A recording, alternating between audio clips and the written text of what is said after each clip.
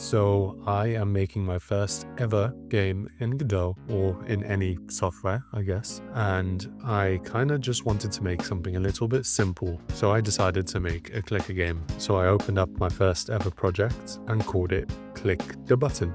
Upon opening it, it was pretty empty, so I decided to make a background. I tried a few different background designs, but it was a bit too busy. So I created a quick background that was just beige and brown, pretty much, with a little bit of a drop shadow to create separation. Secondly, I knew I wanted the game's name to be there as a logo, so I just made a quick click the button, found a few different fonts, I found all that I liked, and yeah, I just made it red, slightly 3D with a bit of a drop shadow.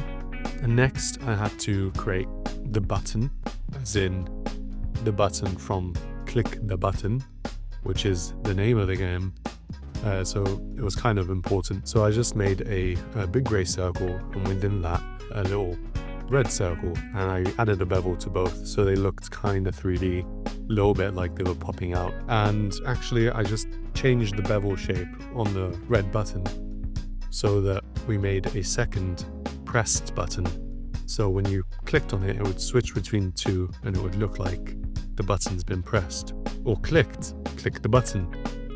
I know what I'm doing. Next, I had to show how many clicks you had, and I tried to add a label, which in Godot lets you put text on the screen, but I just couldn't figure it out, so I remade the whole game in Unity.